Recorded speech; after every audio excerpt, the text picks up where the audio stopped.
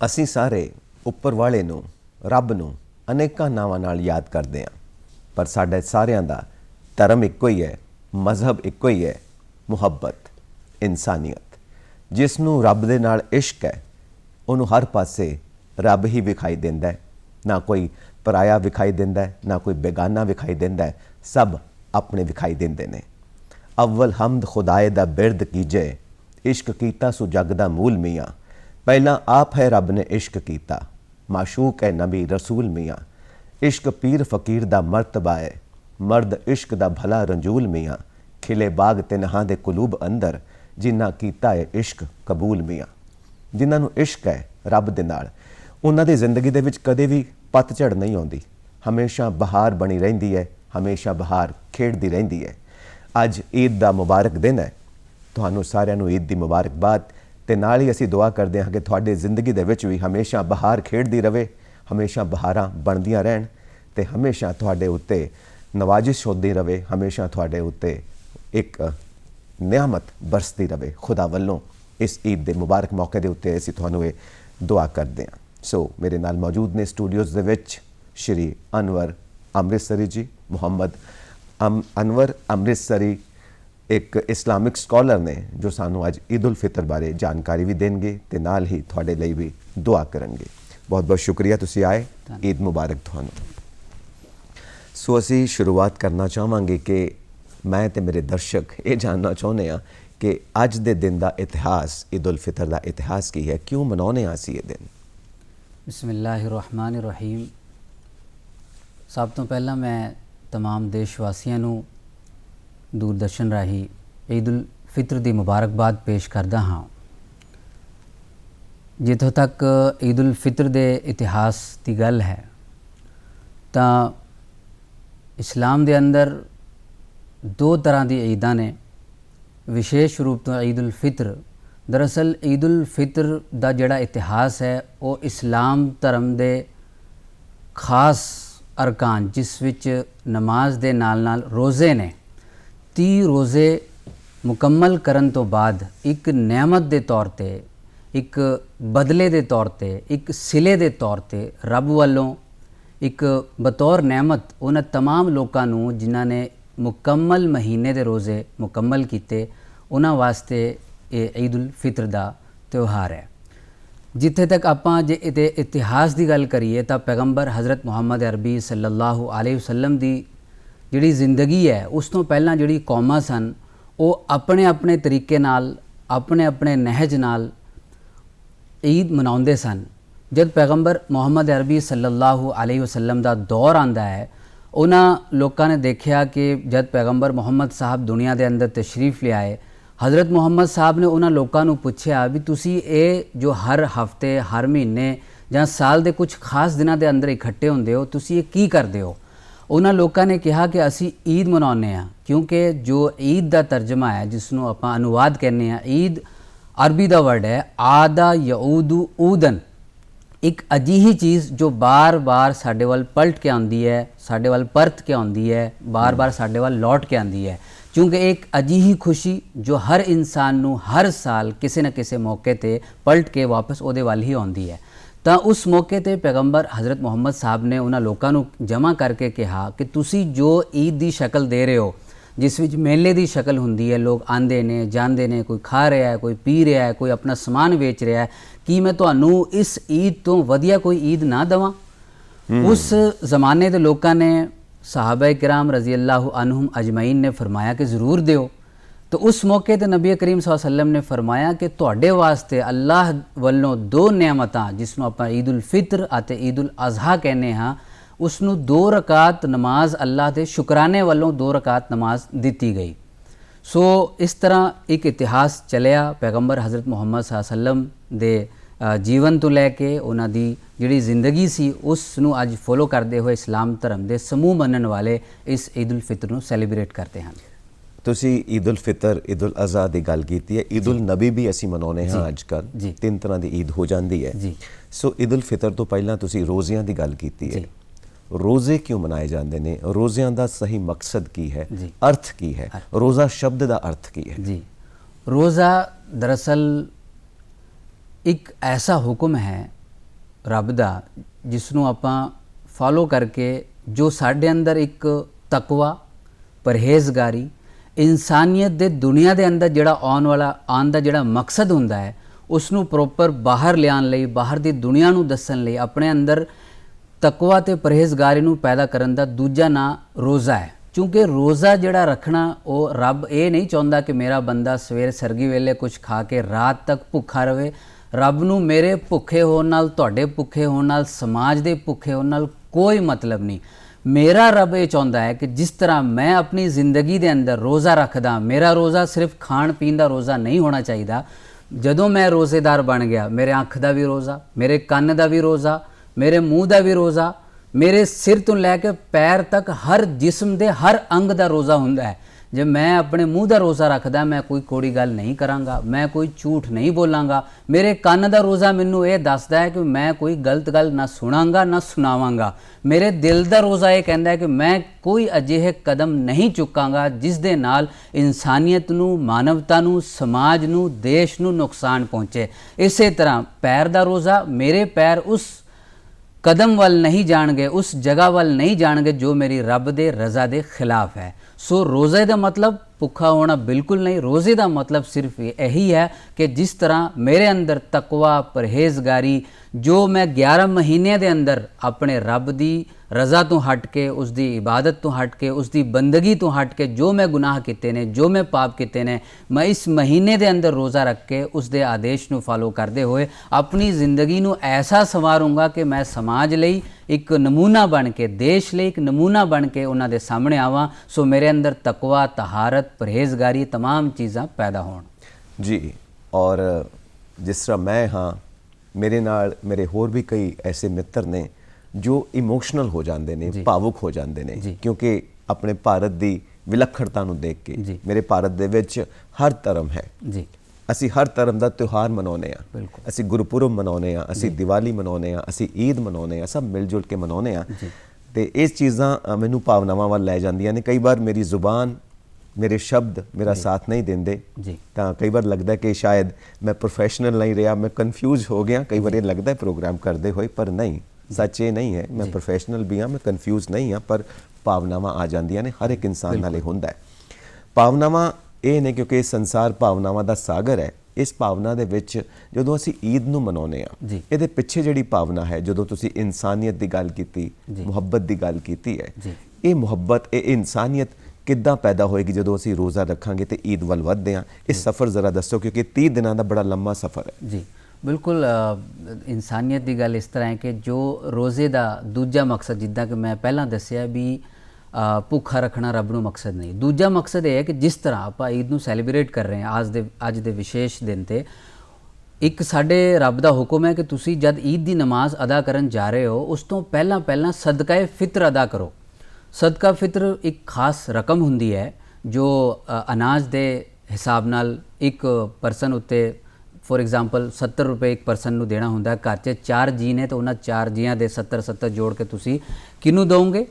ਉਸ ਜ਼ਰੂਰਤਮੰਦ ਨੂੰ ਨਮਾਜ਼ ਅਦਾ ਕਰਨ ਤੋਂ ਪਹਿਲਾਂ ਜੋ ਤੁਹਾਡਾ ਗੁਆਂਢੀ ਹੈ, ਭਾਵੇਂ ਤੁਹਾਡਾ ਖਾਸ ਰਿਸ਼ਤੇਦਾਰ ਹੈ, ਆਮ ਰਿਸ਼ਤੇਦਾਰ ਹੈ, ਉਸ ਤੋਂ ਬਾਅਦ ਤੁਸੀਂ ਮਹੱਲੇ 'ਚ ਇਹ ਪਤਾ ਕਰੋਗੇ ਕਿ ਸਭ ਤੋਂ ਜ਼ਿਆਦਾ ਜ਼ਰੂਰਤਮੰਦ ਕੌਣ ਹੈ ਜੀ।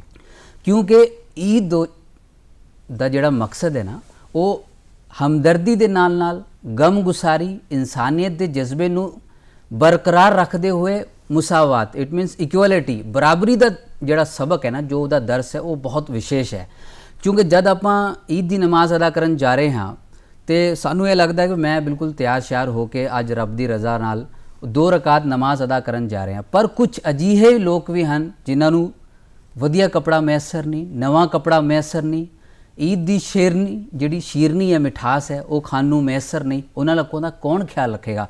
ਸੋ ਮੇਰੇ ਰੱਬ ਨੇ ਕਿਹਾ ਕਿ ਈਦ ਦੀ ਨਮਾਜ਼ ਤੋਂ ਪਹਿਲਾਂ ਸਦਕਾ ਫਿਤਰ ਅਦਾ ਕਰੋ, ਤਾਂ ਜੋ ਤੁਹਾਡੀ ਖੁਸ਼ੀ 'ਚ ਉਹ ਲੋਕ ਵੀ ਸ਼ਾਮਲ ਹੋਣ ਜੋ ਇਸ ਚੀਜ਼ ਤੋਂ ਵਾਂਝੇ ਨੇ, ਜੋ ਮਹਿਰੂਮ ਨੇ, ਤਾਂ ਕਿ ਖੁਦਾ ਤਰਸੀ ਦੇ ਨਾਲ ਤੁਹਾਡੇ ਅੰਦਰ ਹਮਦਰਦੀ ਦਾ ਜਜ਼ਬਾ ਪੈਦਾ ਹੋਵੇ, ਲੋਕਾਂ ਦੇ ਪ੍ਰਤੀ ਮੁਹੱਬਤ ਦਾ ਜਜ਼ਬਾ ਪੈਦਾ ਹੋਵੇ, ਲੋਕਾਂ ਦੇ ਪ੍ਰਤੀ ਬਰਾਬਰੀ ਦਾ ਦਰਜਾ ਪੈਦਾ ਹੋਵੇ। ਬਜਾਏ ਰੱਬ ਦੀ ਰਜ਼ਾ ਇਸ ਚੀਜ਼ ਦੇ ਅੰਦਰ ਹੈ ਕਿ ਤੁਸੀਂ ਦੁਨੀਆ ਦੇ ਲੋਕਾਂ ਨੂੰ, ਮਾਨਵਤਾ ਨੂੰ, ਇਨਸਾਨੀਅਤ ਨੂੰ ਨਾਲ ਲੈ ਕੇ ਚੱਲ ਰਹੇ ਹੋ, ਤਾਂ ਮੇਰਾ ਰੱਬ ਵੀ ਰਾਜ਼ੀ ਹੈ। ਬਿਲਕੁਲ, ਬੜਾ ਖੂਬਸੂਰਤ ਤੁਸੀਂ ਜਵਾਬ ਦਿੱਤਾ ਹੈ। ਕਿਉਂਕਿ ਸਾਡੇ ਸੰਸਾਰ ਦੇ ਵਿੱਚ ਜੋ ਭਾਰਤ ਇੱਕ ਐਸਾ ਦੇਸ਼ ਹੈ ਜਿਹਦੇ ਵਿੱਚ ਅਨੇਕਾਂ ਧਰਮ ਨੇ ਔਰ ਸਾਰੇ ਧਰਮਾਂ ਦੇ ਜੋ ਪਵਿੱਤਰ ਗ੍ਰੰਥ ਨੇ ਉਹ ਸਾਨੂੰ ਇੱਕੋ ਹੀ ਸਿੱਖਿਆ ਦਿੰਦੇ ਨੇ, ਅਸੀਂ ਸਾਰੇ ਬਰਾਬਰ ਹਾਂ, ਅਸੀਂ ਸਾਰੇ ਬਰਾਬਰ ਹਾਂ, ਸਭ ਨੂੰ ਮੁਹੱਬਤ ਕਰੀਏ।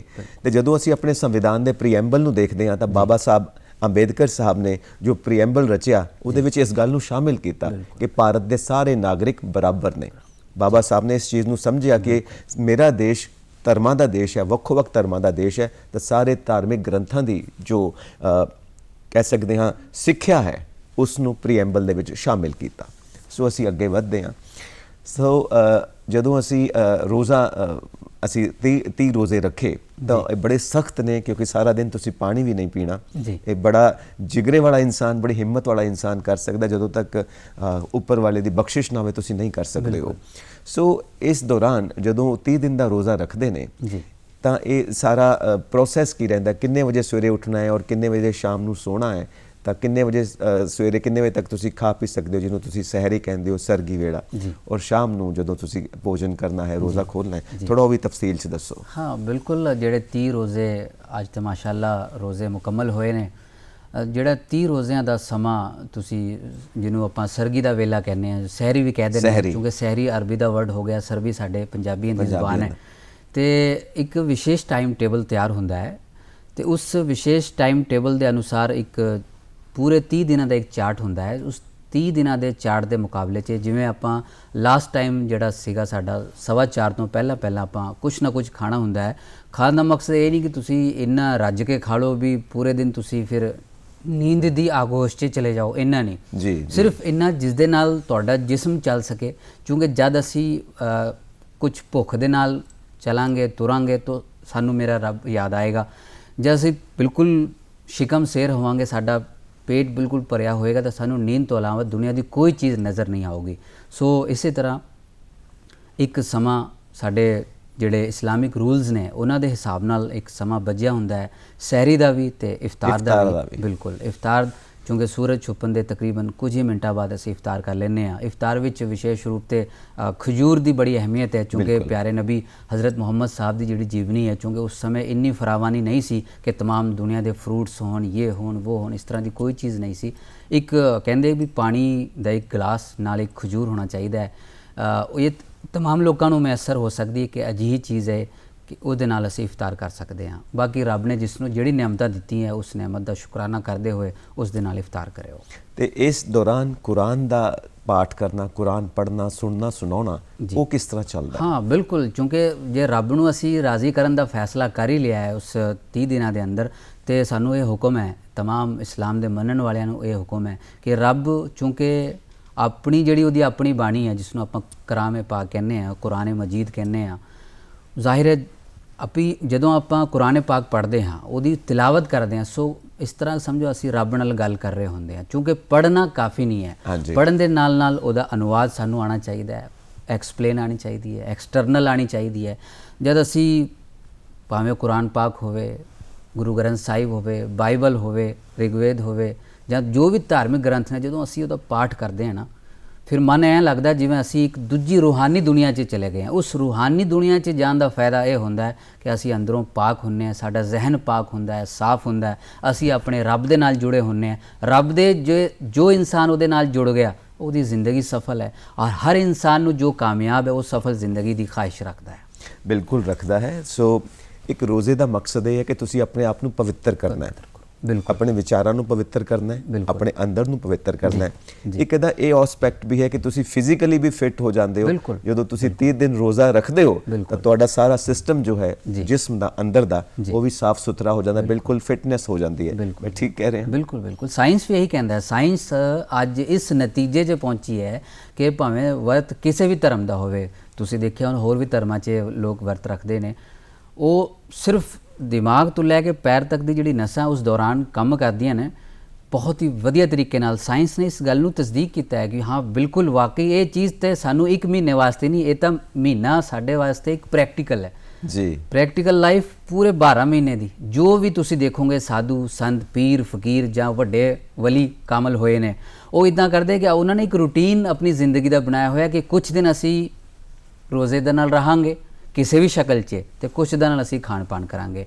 ਕਿਉਂਕਿ ਰੂਹਾਨੀਅਤ ਨਾਲ ਜੁੜਨ ਲਈ, ਆਪਣੇ ਆਪ ਨੂੰ ਪਾਕ ਕਰਨ ਲਈ, ਤਕਵਾ ਤਹਾਰਤ ਪਾਉਣ ਲਈ, ਆਪਣੀ ਜ਼ਿੰਦਗੀ ਨੂੰ ਸਵਾਰਨ ਲਈ ਅਨਾਜ ਤੋਂ ਦੂਰੀ ਬਣਾ ਕੇ ਸਿਰਫ ਇੰਨਾ ਅਨਾਜ ਕਾਫੀ ਹੈ ਜਿਸ ਦੇ ਨਾਲ ਸਾਡੀ ਰੂਹ ਚੱਲ ਸਕੇ, ਸਾਡਾ ਜਿਸਮ ਚੱਲ ਸਕੇ। ਉਸ ਦੇ ਨਾਲ ਜਿੰਨੀ ਅਸੀਂ ਦੂਰੀ ਬਣਾਵਾਂਗੇ ਉਹ ਸਾਡੇ ਲਈ ਹਰ ਤਰ੍ਹਾਂ ਬੈਟਰ ਹੈ, ਫਿਜ਼ੀਕਲੀ ਵੀ, ਸਾਇੰਸੀ ਐਤਬਾਰ, ਦੁਨਿਆਵੀ ਐਤਬਾਰ ਤੋਂ ਵੀ, ਸਾਡੇ ਜਿਸਮ ਦੇ ਐਤਬਾਰ ਨਾਲ। ਕੁਝ ਲੋਕ ਨੇ ਜੋ ਰੋਜ਼ਾ ਨਹੀਂ ਰੱਖ ਸਕਦੇ, ਉਹਨਾਂ ਨੂੰ ਛੋਟ ਵੀ ਮਿਲਦੀ ਹੈ ਕਿ ਤੁਸੀਂ ਜੇ ਨਹੀਂ ਰੱਖ ਸਕਦੇ ਤਾਂ ਨਾ ਰੱਖੋ। ਉਹਨਾਂ ਬਾਰੇ ਥੋੜਾ ਦੱਸ ਦਿਓ ਕਿ ਕਈ ਬਜ਼ੁਰਗ ਨੇ, ਬੱਚੇ ਨੇ, ਕੁਝ ਬਿਮਾਰ ਲੋਕ ਨੇ। ਜੀ हाँ बिल्कुल, इस्लाम धर्म चूँकि जबर का ना नहीं, जुल्म जबर बिल्कुल इस्लाम च नहीं।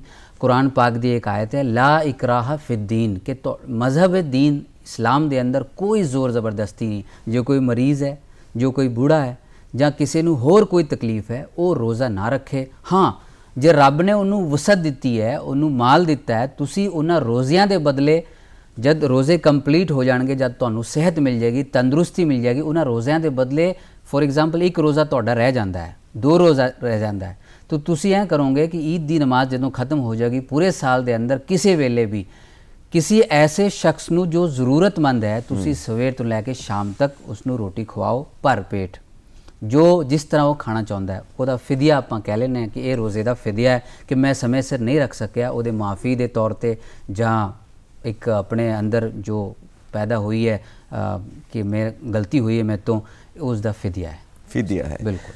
ਜਦੋਂ ਅਸੀਂ ਈਦ ਉਲ ਫਿਤਰ ਮਨਾਉਂਦੇ ਹਾਂ, ਫਿਤਰ ਦਾ ਜੋ ਅਰਥ ਹੈ ਉਹ ਇਹ ਵੀ ਹੈ ਕਿ ਦੂਸਰੇ ਦੀ ਮਦਦ ਕਰਨਾ, ਦੂਸਰੇ ਨੂੰ ਫਿਤਰਾਨਾ ਦੇਣਾ, ਦੂਸਰੇ ਨੂੰ ਜਿਵੇਂ ਆਪਾਂ ਕਹਿੰਦੇ ਹਾਂ ਦਾਨ ਦੇਣਾ, ਜਿਸੇ ਜ਼ਰੂਰਤਮੰਦ ਦੇ ਨਾਲ ਖੜੇ ਹੋਣਾ। ਇਹਦਾ ਸ਼ਾਬਦਿਕ ਅਰਥ ਇਹ ਵੀ ਹੋ ਸਕਦਾ ਹੈ? ਬਿਲਕੁਲ ਨਹੀਂ, ਦਰਅਸਲ ਫਿਤਰ ਅਰਬੀ ਦਾ ਵਰਡ ਹੈ। ਫਿਤਰ ਮੀਨਸ ਖੋਲਣਾ। ਕਿਉਂਕਿ ਅੱਜ 30 ਰੋਜ਼ੇ ਬਿਲਕੁਲ ਇੱਕ ਤਰ੍ਹਾਂ ਸੇ ਖੁੱਲ ਗਏ, ਆਜ਼ਾਦ ਹੋ ਗਏ। ਅੱਜ ਰੋਜ਼ਾ ਰੱਖਣਾ ਇਸਲਾਮ ਧਰਮ ਵਿੱਚ ਹਰਾਮ ਹੈ, ਕਿਉਂਕਿ ਰੱਬ ਵੱਲੋਂ ਸਾਨੂੰ ਇਹ ਕਿਹਾ ਗਿਆ ਵੀ ਅਸੀਂ ਇੱਕ ਨਿਆਮਤ ਤੁਹਾਨੂੰ ਪ੍ਰੋਵਾਈਡ ਕਰ ਰਹੇ ਹਾਂ, ਤੁਸੀਂ ਇਸ ਨਿਆਮਤ ਦਾ ਫਾਇਦਾ ਚੱਕੋ, ਰੋਜ਼ਾ ਨਾ ਰੱਖੋ, ਇੰਜੋਏ ਕਰੋ। ਜੇ ਇਸ ਦਿਨ ਕੋਈ ਰੋਜ਼ਾ ਰੱਖਦਾ ਹੈ ਸਮਝੋ ਹਰਾਮ ਕੰਮ ਕਰ ਰਿਹਾ ਹੈ। ਫਿਤਰ ਖੋਲਣਾ, ਰੋਜ਼ਾ ਖੁੱਲ ਗਿਆ, ਤੁਸੀਂ ਕੀਤੀ ਇਨਸਾਨੀਅਤ ਦੀ ਹਮਦਰਦੀ ਦੀ ਗੱਲ। ਤੇ ਬੇਸ਼ੱਕ ਰੋਜ਼ੇ ਦਾ ਮਕਸਦ, ਈਦ ਦਾ ਮਕਸਦ, ਈਦ ਦੀ ਨਮਾਜ਼ ਦਾ ਮਕਸਦ ਗਮਗੁਸਾਰੀ, ਹਮਦਰਦੀ, ਯਤੀਮਾਂ ਨਾਲ ਮੁਹੱਬਤ, ਬੇਵਾਵਾਂ ਨਾਲ ਮੁਹੱਬਤ, ਮਿਸਕੀਨਾਂ ਨਾਲ ਮੁਹੱਬਤ। तमाम वो लोग जो दुनिया के अंदर तुहानूं लगते हैं कि लोड़वंद ने, जरूरतमंद ने, बेसहारा ने, उन्होंने तमाम लोगों को गलवकड़ी पा के अगे लैके जाना। मैनू तुहाडे गल दे नाल एक गल चेते आ गई कि प्यारे नबी हज़रत मुहम्मद सल्लल्लाहु अलैहि वसल्लम जो इस कायनात दे इस्लाम धर्म विच बहुत उच्चा मकाम रखते हैं कि अल्लाह की ज़ात तो बाद अगर जे कोई ज़ात है तो प्यारे नबी की ज़ात है। ईद का दिन सी, घरों बाहर जा रहे सी, एक ऐसा नबी जिस दे वजूद दे नाल कायनात दा वजूद है, जिस तरह के इस्लाम धर्म का मानना है। उन्हें देखा कि एक छोटा जा बच्चा रो रहा है। ईद का दिन, नमाज की तैयारी, सब जा रहे सी। प्यारे नबी रुक गए, बच्चे नूं करीब बुलाया, फरमाया कि की गल है। बच्चा कहता कि मैं ईद की नमाज पढ़नी चाहता सी पर मेरे डैडी इस दुनिया च नहीं ने।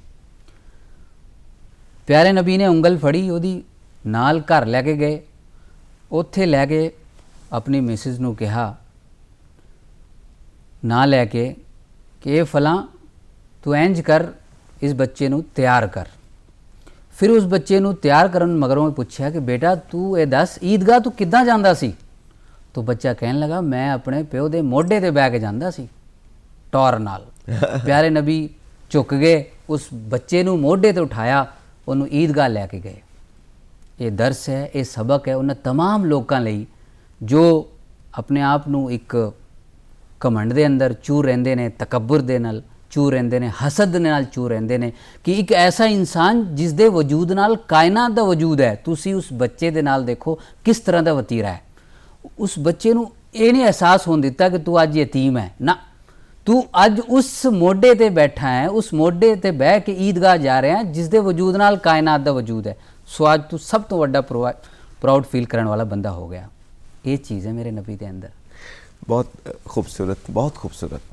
सो बच्चे की तुसीं गल कीती है, बच्चे नूं ते खास शौक होएगा ईद नूं लैके, थोड़ा दसो क्योंकि असी भी अपने अंदर दे बच्चे नाल खुश होना चाਹੁੰਦੇ ਹਾਂ, ਖੇਡਣਾ ਚਾਹੁੰਦੇ ਹਾਂ। ਬੱਚੇ ਕਿੱਦਾਂ ਕਰਦੇ ਨੇ? ਬੱਚੇ ਦੇਖੋ ਜਿਸ ਤਰ੍ਹਾਂ ਈਦ ਦੀ ਨਮਾਜ਼ ਅਸੀਂ ਅਦਾ ਕਰਦੇ ਹਾਂ 2 ਰਕਾਤ, ਬੱਚੇ ਵੀ ਚੂँਕਿ ਜ਼ਾਹਿਰ ਉਹਨਾਂ ਨੂੰ ਪਤਾ ਨਹੀਂ ਹੁੰਦਾ ਵੀ ਕੀ ਕਰਨਾ ਹੁੰਦਾ, ਪਰ ਜਿੱਦਾਂ ਅਸੀਂ ਇੱਕ ਵੱਡੇ ਨੂੰ ਦੇਖ ਕੇ ਅਸੀਂ ਨਕਲ ਕਰ ਰਹੇ ਹੁੰਦੇ ਹਾਂ, ਬੱਚੇ ਵੀ ਸਾਡੀ ਨਕਲ ਕਰਦੇ ਆ। ਕਿਉਂਕਿ ਬੱਚਿਆਂ ਨੂੰ ਅਸੀਂ ਨਕਲ ਕਰਨ ਤੋਂ ਰੋਕਾਂਗੇ ਤੇ ਇਹ ਬੱਚੇ ਉਸ ਮਜ਼ਹਬ ਤੋਂ, ਉਸ ਦੀਨ ਤੋਂ ਵਾਂਝੇ ਹੋ ਜਾਣਗੇ।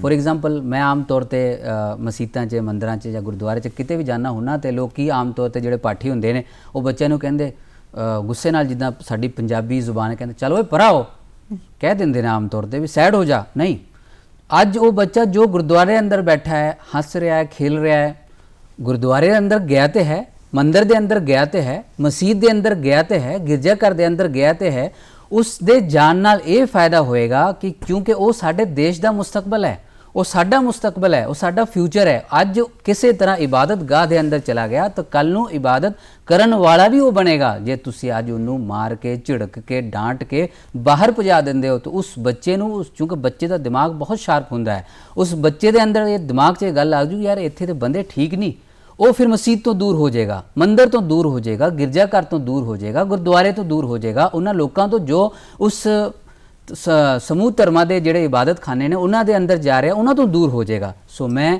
ਇਹੀ ਬੇਨਤੀ ਕਰਾਂਗਾ, ਅੱਜ ਵੀ ਮੈਂ ਬੇਨਤੀ ਕਰਦਾ ਹਾਂ ਉਹਨਾਂ तमाम ਲੋਕਾਂ ਨੂੰ ਜੋ ਇਸ ਤਰ੍ਹਾਂ ਕਰਦੇ ਨੇ ਉਹ ਨਾ ਕਰਨ। ਬੱਚਿਆਂ ਨੂੰ ਪਿਆਰ ਨਾਲ ਕਿ ਬੇਟਾ ਜੋ ਤੁਹਾਡੇ ਵੱਡੇ ਕਰ ਰਹੇ ਨੇ ਤੁਸੀਂ ਵੀ ਇੰਜ ਕਰੋ। ਉਹ ਆਪਣੇ ਦਿਮਾਗ ਦੇ ਅੰਦਰ ਲੈਣਗੇ ਕਿ ਹਾਂ ਮੇਰਾ ਬਾਪ ਜਪਜੀ ਸਾਹਿਬ ਦਾ ਪਾਠ ਕਰ ਰਿਹਾ ਹੈ, ਮੇਰੀ ਮਾਂ ਆ ਕਰ ਰਹੀ ਹੈ, ਮੇਰਾ ਚਾਚਾ ਆ ਕਰ ਰਿਹਾ, ਕੱਲ ਨੂੰ ਉਹ ਵੀ ਕਰੂਗਾ। ਕਿਉਂਕਿ ਸਮਾਜ ਦੇ ਅੰਦਰ ਅਸੀਂ ਚਾਹੁੰਦੇ ਕਿ ਸਾਡਾ ਜਿਹੜਾ ਬੱਚਾ ਹੈ ਬਹੁਤ ਵੱਡਾ ਬਣ ਜਾਏ। ਅਸੀਂ ਘਰ ਦੇ ਸਾਰੇ ਸਿਸਟਮ ਨਾਲ ਉਹਨੂੰ ਜੋੜੇ ਰੱਖਦੇ ਹਾਂ, ਪਰ ਕਦੀ ਕਿਸੇ ਨੂੰ ਇਹ ਨਹੀਂ ਕਿਹਾ ਕਿ ਬੇਟਾ 10 ਮਿੰਟ ਲਾ ਕੇ ਆਪਣੀ ਧਾਰਮਿਕ ਕਿਤਾਬ ਹੀ ਪੜ੍ਹ ਲਾ ਨਾ। मुसलमान के बच्चों को कुरान पढ़न का टाइम नहीं, किसी को गीता पढ़न का टाइम नहीं, किसी को जपजी साहब का टाइम नहीं पढ़न का, किसी को बाइबल पढ़न का टाइम नहीं। क्यों? क्योंकि साढ़े कोल अजकल दुनिया की जिहड़ी दूजी चीज़ां ने माँ बाप उन्हां ते फोकस करते हैं, धर्म नाल जोड़न की कोशिश नहीं करते। सो असी चाहुंदे कि साडा बच्चा धार्मिक भी हो जाए, असी फिर धर्म नाल जोड़ते भी नहीं। ये साडी बहुत वड्डी कमी है। जी जी जी धर्म नाल अपने आप नूं भी जोड़ना है। जे असी चाहुंदे कि दुनिया के अंदर अमन आवे, शांति आवे, मानवता आवे, लोग सुखी रहन, चैन दे रहन, तो उन्हां नूं जो लोग आज धार्मिक ने, धर्म दे नाल इंसानियत भी आएगी, धर्म दे नाल हमदर्दी भी आएगी, धर्म दे नाल गमगुसारी भी आएगी, धर्म दे नाल तकवा भी आएगा, धर्म दे नाल परहेजगारी भी आएगी। शर्त यह है कि उस धर्म नूं तुसीं धर्म दे एतबार नाल मन्नो, समझो, पढ़ो ते पढ़ाओ।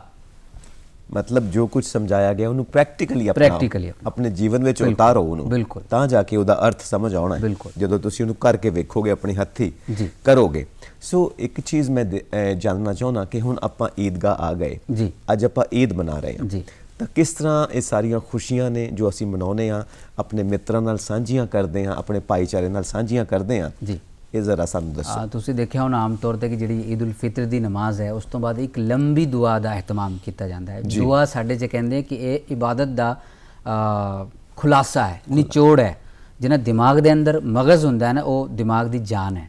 ਇਸ ਤਰ੍ਹਾਂ ਕਹਿੰਦੇ ਕਿ ਜੇ ਅਸੀਂ 2 ਰਕਾਤ ਨਮਾਜ਼ਾਂ ਪੜ੍ਹੀਆਂ ਹੈ ਜਾਂ ਅਸੀਂ ਰੱਬ ਨੂੰ ਸਜਦਾ ਕੀਤਾ ਹੈ, ਭਾਵੇਂ ਕਿਸੇ ਵੀ ਧਰਮ ਦੇ ਲੋਕ ਹਨ, ਪਰ ਜਦੋਂ ਅਸੀਂ ਸਜਦੇ ਕਰਨ ਤੋਂ ਬਾਅਦ ਉੱਠ ਕੇ 2 हथ फैला के उस रब के अगे जो संसार का मालक है असी कुछ मंगते हैं तो सुनता है साड़ी।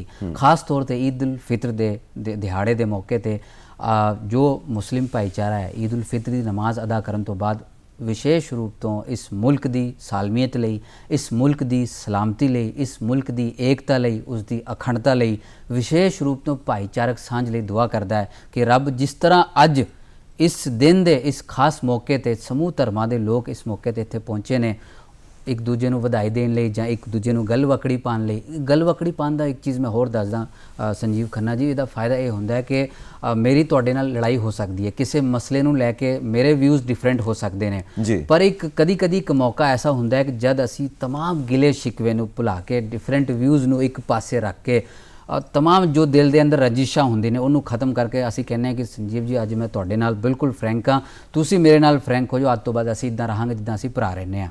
अज का मैसेज भी यही होंदा है कि अज जो समूह धर्मां दे लोग एक दूजे नूं वधाई देण लई पहुँचते, उहदा मकसद ये होंदा है कि दुनिया के अंदर जो कुछ भी चल रहा है एक दूजे नूं लैके नफरत, हसद, कीना, तकब्बुर, दुश्मनी, अदावत, इन्हां तमाम चीज़ां नूं खत्म करके किसी टोए च मैं कहना पा के गलवकड़ी पा के फिर इंसानियत नूं मजबूत करके एक जज्बे नाल ईदगाह तो बाहर निकलीए, उसे जज्बे नूं पूरे साल बरकरार रखते हुए असी जब दुनिया के अंदर काम करांगे, समाज के अंदर काम करांगे, तो मैं अल्लाह की ज़ात नाल उम्मीद कर सकता हाँ कि जो भाईचारा अज साडे पंजाब के अंदर, भारत के अंदर तो समूह धर्मां का एक गुलदस्ता बनया होया है, ਹੋਰ ਮਜ਼ਬੂਤ ਹੋਏਗਾ। ਉਸ ਦੀ ਮਜ਼ਬੂਤੀ ਨਾਲ ਕੀ ਹੋਏਗਾ ਕਿ ਸਾਡਾ ਮੁਲਕ ਮਜ਼ਬੂਤ ਹੋਏਗਾ। ਜਦ ਸਾਡਾ ਮੁਲਕ ਮਜ਼ਬੂਤ ਹੋਏਗਾ, ਸਾਡੇ ਮੁਲਕ ਦਾ ਪੂਰੀ ਦੁਨੀਆ ਦੇ ਅੰਦਰ ਡੰਕਾ ਵੱਜੇਗਾ। ਉਸ ਡੰਕੇ ਵੱਜਣ ਦੇ ਨਤੀਜੇ 'ਚ ਇਨਸ਼ਾਅੱਲਾ ਅਸੀਂ ਸਾਰੇ ਖੁਸ਼ ਰਹਾਂਗੇ। इंशाअल्लाह इस तरह ही होवे। वो जो चाहे तो बुरा वक्त भी टल सकता है, वही तकदीर के ये खेल बदल सकता है। बिल्कुल। ज़ात की उस पे भरोसा है तो बंदे एक दिन रात के सीने से सूरज भी निकल सकता है। सो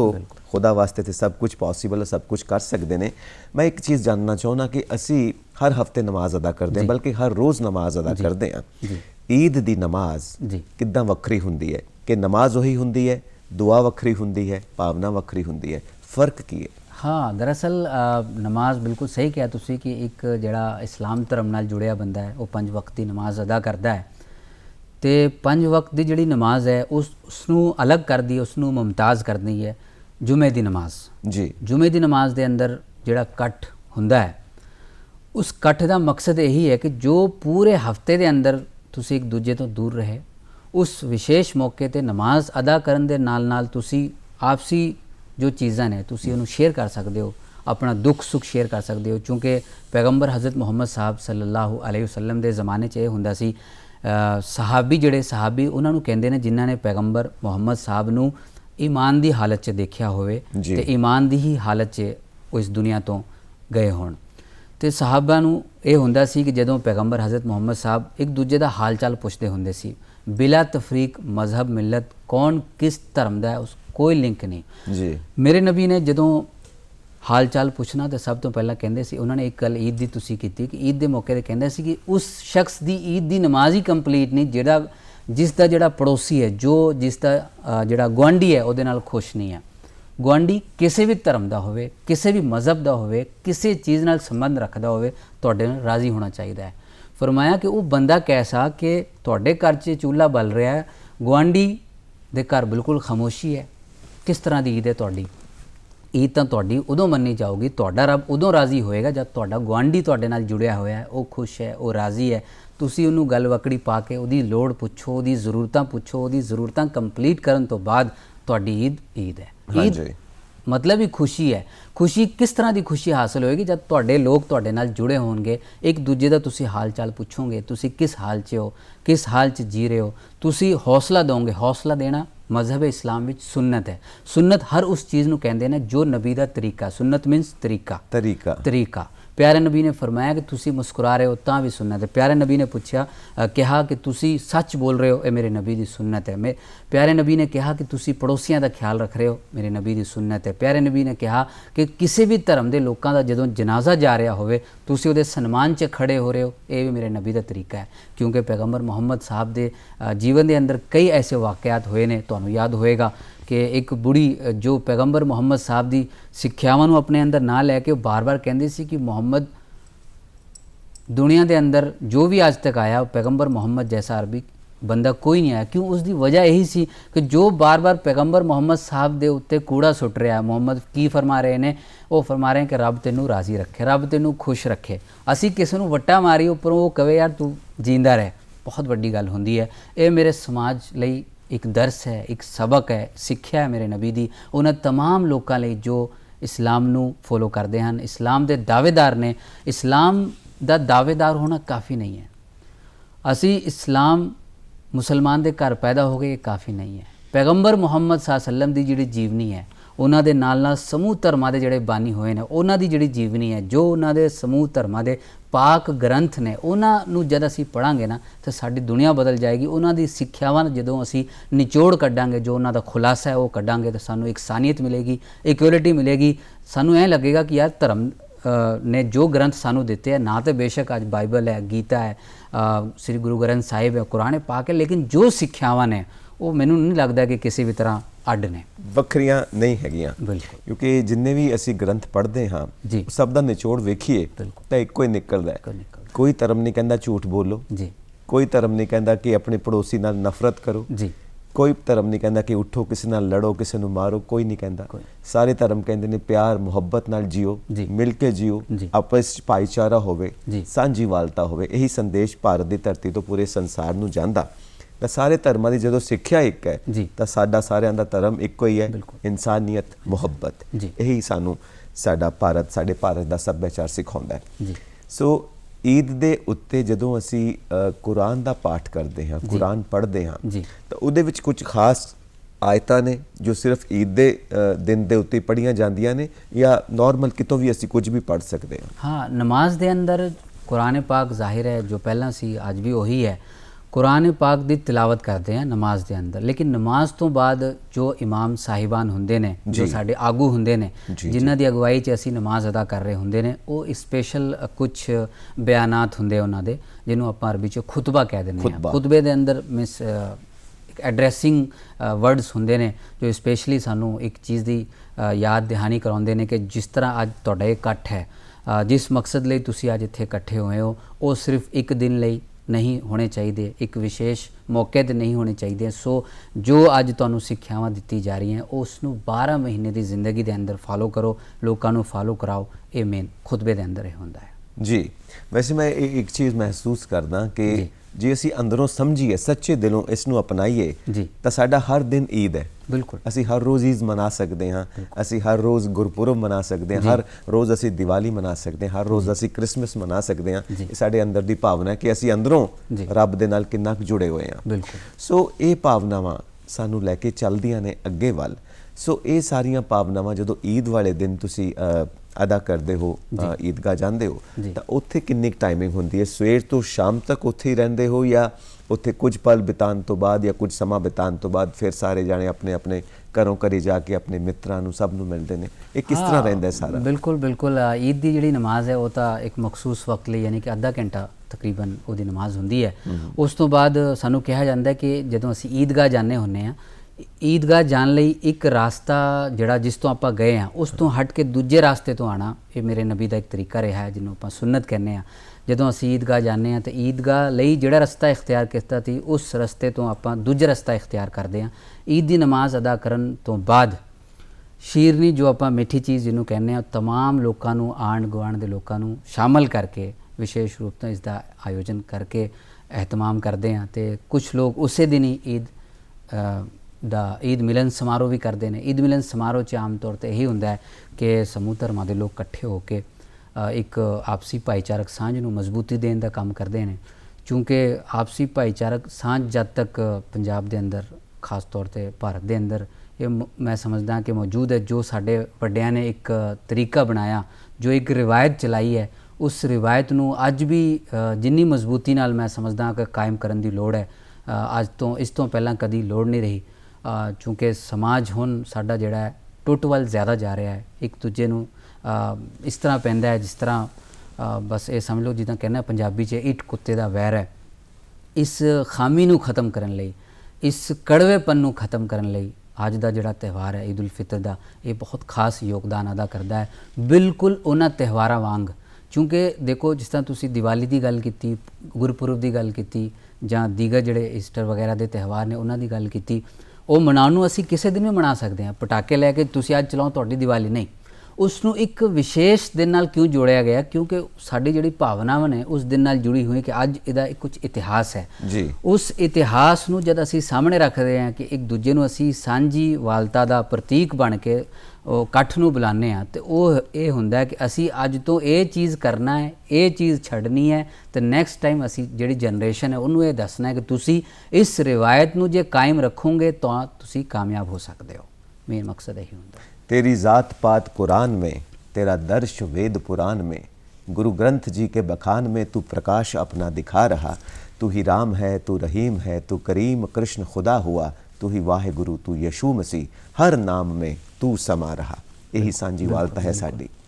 सो मस्जिदां नूं खास तौर ते तरीके नाल सजाया भी जाता होएगा, खास कर रात ਨੂੰ ਰੋਸ਼ਨੀ ਕੀਤੀ ਜਾਂਦੀ ਹੋਏਗੀ, ਕੁਝ ਅਜਿਹਾ ਵਾਤਾਵਰਣ? ਹਾਂ ਬਿਲਕੁਲ, ਜ਼ਾਹਿਰ ਹੈ ਕਿ ਜਦ ਅਸੀਂ ਈਦ ਦੇ ਅੰਦਰ ਆਪਣੇ ਆਪ ਨੂੰ ਸਜਾ ਰਹੇ ਹਾਂ ਤੇ ਜ਼ਾਹਿਰ ਹੈ ਰੱਬ ਦੇ ਜਿਹੜੇ ਇਬਾਦਤ ਖਾਨੇ ਨੇ ਉਹ ਤਾਂ ਵੱਧ ਮੁਸਤਹਿਕ ਨੇ ਇਸ ਚੀਜ਼ ਦੇ ਕਿ ਉਹਨਾਂ ਨੂੰ ਜ਼ਿਆਦਾ ਸਜਾਇਆ ਜਾਏ, ਕਿਉਂਕਿ ਉਸ ਘਰ ਦੇ ਅੰਦਰ ਜਾ ਕੇ ਅਸੀਂ ਮੱਥਾ ਟੇਕਣਾ ਉਸ ਰੱਬ ਨੂੰ ਜੋ ਕਾਇਨਾਤ ਦਾ ਮਾਲਕ ਹੈ, ਤੇ ਜ਼ਾਹਿਰ ਹੈ ਉਸ ਚੀਜ਼ ਨੂੰ ਵੀ ਇੱਕ ਵੱਡਾ ਤਬਕਾ ਜਿਹੜਾ ਉਹ ਸਜਾਉਂਦਾ ਹੈ। ਕਿਉਂਕਿ ਇੱਕ ਜਜ਼ਬਾ ਜਿਹੜਾ ਬਾਹਰ ਪੈਦਾ ਹੁੰਦਾ ਹੈ ਕਿ ਅੱਜ ਅਸੀਂ ਖਾਸ ਮੌਕਾ, ਉਤਸਵ ਜਿਹੜਾ ਹੈ ਉਸ ਨੂੰ ਅਸੀਂ ਸੈਲੀਬ੍ਰੇਟ ਕਰ ਰਹੇ ਹਾਂ, ਤਾਂ ਯਕੀਨੀ ਤੌਰ 'ਤੇ ਸਜਾਇਆ ਜਾਂਦਾ। ਤੁਸੀਂ ਪੰਜਾਬ ਦੇ ਅੰਦਰ ਤਾਂ ਇੰਨਾ ਖਾਸ ਨਹੀਂ ਹੈ, ਪਰ ਜਿੱਥੇ ਦੂਜੀ ਜਿਹੜੀ ਕੰਟਰੀਜ਼ ਹੈ ਉੱਥੇ ਅਸੀਂ ਦੇਖ ਸਕਦੇ ਹਾਂ ਕਿ ਕੁਝ ਜ਼ਿਆਦਾ ਹੀ ਉਹ ਕਰਦੇ ਨੇ।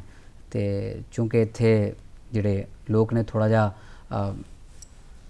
ਕੁਛ ਲੋਕਾਂ ਨੂੰ ਨਾਲ ਲੈ ਕੇ ਚੱਲਦੇ ਆ, ਕਰਦੇ ਆ ਕੁਝ, ਪਰ ਇੰਨਾ ਉਹ ਨਹੀਂ ਜਿੱਦਾਂ ਇਸਲਾਮਿਕ ਕੰਟਰੀਆਂ 'ਚ ਲੋਕ ਕਰਦੇ ਨੇ। ਹਾਂਜੀ ਜੀ। ਸੋ ਈਦ ਦੀਆਂ ਸੇਵਾਈਆਂ ਤਾਂ ਹਰ ਥਾਂ ਤੇ ਇੱਕੋ ਜਿਹੀਆਂ ਹੁੰਦੀਆਂ ਨੇ ਜੀ। ਸੋ ਉਹਦਾ ਮਜ਼ਾ ਜ਼ਰਾ ਲੈਣਾ ਚਾਹੁੰਦੇ ਹਾਂ। ਤੁਸੀਂ ਗੱਲਬਾਤ ਵਿੱਚ ਜ਼ਰਾ ਦੱਸੋ, ਕਿਉਂਕਿ ਅੱਜ ਦੇ ਮਾਹੌਲ ਦੇ ਵਿੱਚ ਉਹ ਸ਼ੀਰਨੀ ਘੁਲਣਾ ਜ਼ਿਆਦਾ ਜ਼ਰੂਰੀ ਹੈ ਜੋ ਈਦ ਦੀਆਂ ਸੇਵਾਈਆਂ ਦੀ ਸ਼ੀਰਨੀ ਹੈ। ਹਾਂ ਬਿਲਕੁਲ ਬਿਲਕੁਲ, ਕਿਉਂਕਿ ਕਹਿੰਦੇ ਵੀ ਅਸੀਂ ਜਦ ਮਿਠਾਸ ਇਸਤੇਮਾਲ ਕਰਾਂਗੇ ਤੇ ਸਾਡੇ ਮੂੰਹ ਵੀ ਮਿਠਾਸ ਨਿਕਲੇਗੀ। ਤੇ ਸ਼ੀਰਨੀ ਵੀ ਤਕਰੀਬਨ ਕਈ ਤਰ੍ਹਾਂ ਦੇ ਬਣਾਉਂਦੇ ਨੇ, ਜਿਹੜੇ ਘਰ ਦੀ ਔਰਤਾਂ ਹੁੰਦੀਆਂ ਨੇ ਤੇ ਉਹ ਤਕਸੀਮ ਕਰਦੀਆਂ ਨੇ। ਤੇ ਮੈਂ ਤਾਂ ਕਹਿੰਦਾ ਕਿ ਉਸ ਸ਼ੀਰਨੀ ਤੋਂ ਜ਼ਿਆਦਾ ਅਹਿਮ ਤੇ ਜ਼ਿਆਦਾ ਜ਼ਰੂਰੀ ਉਹ ਸ਼ੀਰਨੀ ਹੈ ਜੋ ਰੱਬ ਨੇ ਸਾਨੂੰ ਇੱਕ ਜ਼ਬਾਨ ਦੇ ਤੌਰ ਤੇ ਦਿੱਤੀ ਹੈ। ਕਿਉਂਕਿ ਜਦ ਤੱਕ ਸਾਡੀ ਜ਼ਬਾਨ ਦੇ ਅੰਦਰ ਮਿਠਾਸ ਹੈ, ਦੁਨੀਆ ਦੀ ਹਰ ਚੀਜ਼ ਸਾਡੇ ਲਈ ਮਿਠਾਸ ਭਰੀ ਹੋਈ ਹੈ। ਜਦ ਇसी ਜ਼ਬਾਨ ਦੇ ਅੰਦਰ ਕੜਵਾਹਟ ਨਿਕਲੇਗੀ ਤਾਂ ਸਾਡੇ ਵਾਸਤੇ ਜੋ ਸੰਸਾਰ ਹੈ ਉਹ ਪੂਰਾ ਕੜਵਾ ਹੋ ਜਾਏਗਾ।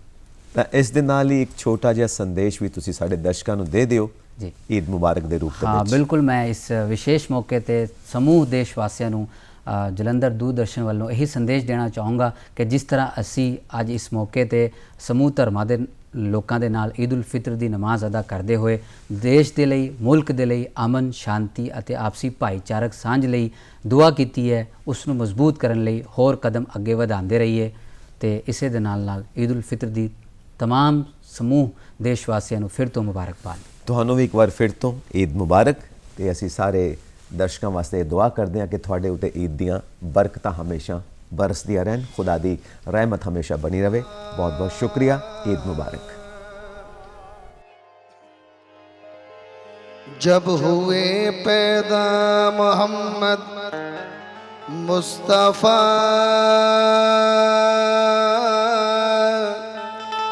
जब हुए पैदा मोहम्मद मुस्तफ़ा तो गोद में लेकर हलीमा ने कहा, आई नसीमें कुए मोहम्मद, आई नसीमें कुए मोहम्मद सल्लल्लाहु अलैहि वसल्लम, आई नसीमें कुए मोहम्मद सल्लल्लाहु अलैहि वसल्लम, आई नसीमें कुए मोहम्मद सल्लल्लाहु अलैहि वसल्लम, आई नसीमें कुए मोहम्मद सल्लल्लाहु अलैहि वसल्लम, खिंचने लगा दिल, खिंचने लगा दिल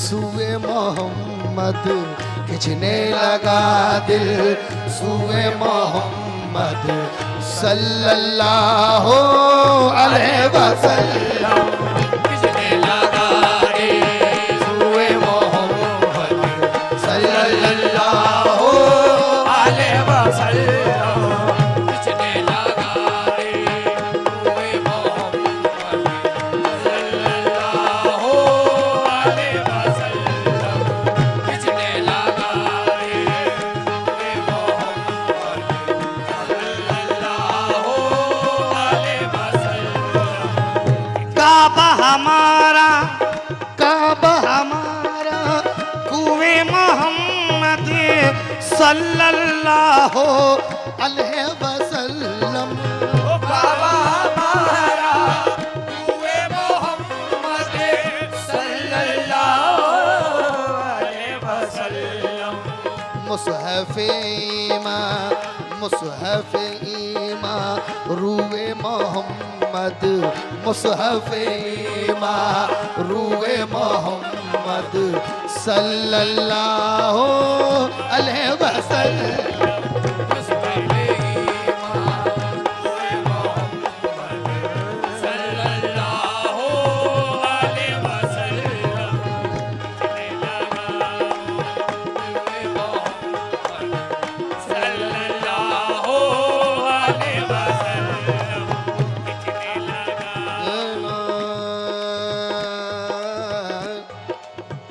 निसर जनिप निसर मापा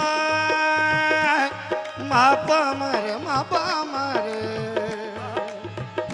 मेरे सा सा सा सा सा सा